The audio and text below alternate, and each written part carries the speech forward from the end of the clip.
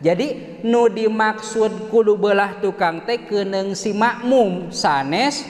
ramo sukuna atuh ayeuna ari imamna pendeknya sukuna teh sakieu yuh ari makmumna malantad panjang ka hareup teu nanaon ramo si makmum ngaleuwihan ramo imam asalkeun keunengna kudu satukangeun si imam tah.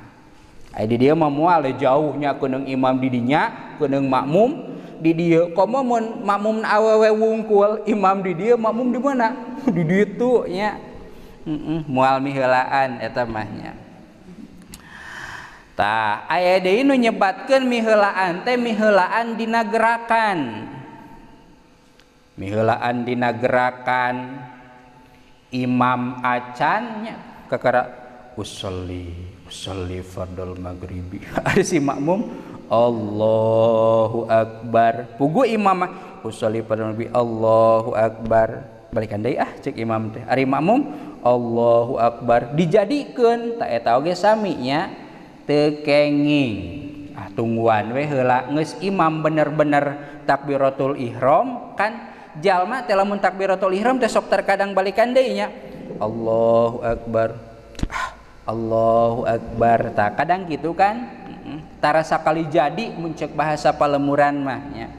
tingalikeun heula ieu geus jadi can imam bisi kumaha bisi hanas imam mah balikan deui aya urang geus Allah bari peureum-peureum wae ding hayang husuk Allahu akbar puguh imam mah balikan deui kan teu jadi eta teh nya ulah mieulaan nya alqaimu makmum namarek anu nangtung awil qaidu atawa anu diuk awil muttaji'u atawa anu nyangigir ari geus teu bisa nangtung mah di urang mah arek moal berjamaah teu bisa nangtung ya boro-boro berjamaah salatna oge kadang mah komo awil muttaji anu geus nyangigir salatna teh bisana nyangigir boro-boro hayang berjamaah salatna ge teu purun sakalian di rumah sakit diinfus ge kan urang mah kajeun teuing di kodoan we nya kajeun doraka nya keun nya tos keun eta mah nya urusan lain awil mustalki bahkan di dieu mah anu salatna ngan ukur bisa bari nangkarak tara salat meureunnya anu bisa keneh nangtung ge tapi teu purun tiris wuduna mah kadang mah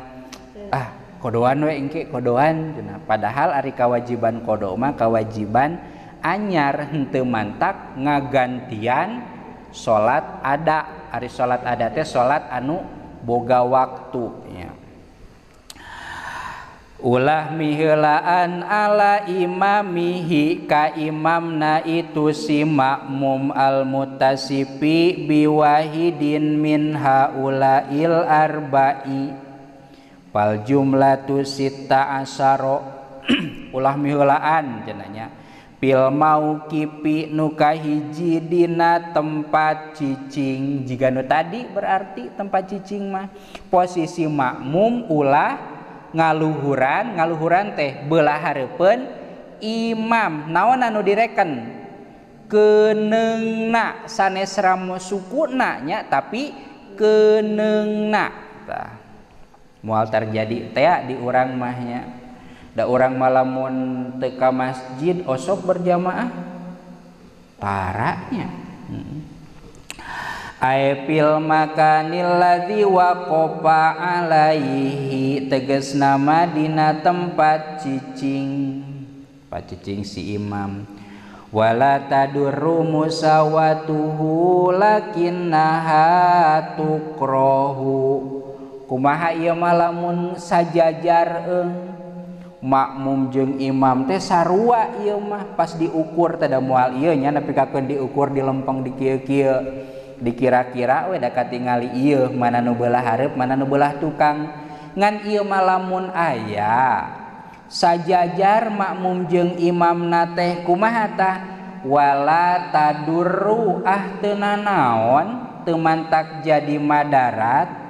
ngan pedah lakinnaha tukrohu ngan pedah dimakruhkeun kikituan teh kumaha kikituan teh ngajajar bareng jeung imam. Dimakruhkeun eta teh jika aya jelema salat di jajaran pangtukangna di ditu dina temok aya nu berjamaah ari si imamna naon anu ditepakna teu daek maju ka hareup tungtungna makan sajajar darek mundur ka tukang ti padu kana naon kana temok da salatna ge pang tukang na hartos teu hartos teu kabayang teu anggap ieu teh tukang masjid nya belah tukangna kiblatna di ditu aya jalma saurang salat di dieu ya di dieu tuluy datang weh jelema hiji deui gigireunana rek berjamaah sok naon di urang mah sok nepaknya padahal mah teu kudu nepakikeun we ngan biasana sok tepak ditepak teh ieu teh kan otomatis lamun ditepak teh rek dijieun naon rek dijieun imam tapi si ieuna teu maju-maju sedangkeun ieu nu nepak kan otomatis salatna teh bakal sajajar dalamun mundur kana naon karena temok mual mungkin obros temoknya tah maka jadi sajajar tah kikituan teh jadi berjamaah nama ngan hukum nama makruh kulantaran makruh watu pawitu fadilatal jamaati mantak ngalepotkeun kana ganjaran berjamaah teu meunang ganjaran berjamaah mantak lamun nu ditepak teh eta teh sing hideng maneh imam lamun ceuk kasarna mah yeuh maneh rek dijieun imam maju ka hareup saeutik supaya posisi nu nepak alias si makmum aya satu kangen imam tapi kan teu ngarti kabeh jelema teh nya naon ieu teh nepakan cicing keur salat ya kadang makan jadi kitu ari jeung nu teu ngarti mah da terang ngaji meureun nya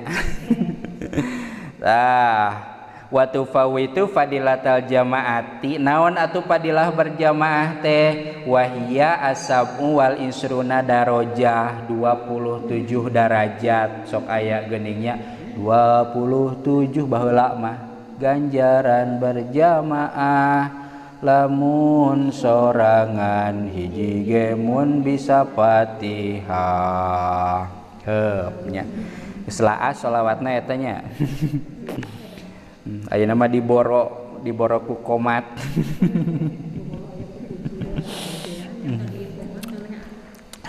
wal ihrami nah tos nu kadua ulah miheulaan teh dina takbiratul ihram Allahu akbar cek imam teh cek makmum tulikeun Allahu akbar nah imam mah balikan deui Allah berarti jadi heula saha takbiratul ihramna jadi heula makmum dan imam mah balikan deui tah mantak si makmum ulah naon makruh mantak salat bari peureum nya da kudu katingali gurak-gerikna imamnya memang aya kasunatan ningali kana tempat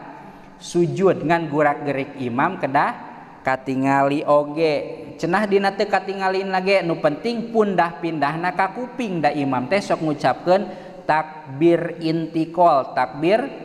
perpindahan mun ek ruku Allahu akbar sami Allahu liman hamidah otak urang teh langsung ngarti sami Allah ihtidal ieu Allahu akbar sujud ieu Allahu akbar diuk ieu coba ieu namun imam na teh ka kuping Allahu akbar Allahu akbar murun imam ngesujud sorangan makmumna da ieu teh ka kupingna naon tungtungna mah tinggaleuna jauhnya mentak lamun imamna teu pati tarik dina takbirna mah tingalikeun nya bisi naon bisi urang tingaleun engke di payun aya bahwa tingaleun teh aya konsekuensina atawa aya hukumanana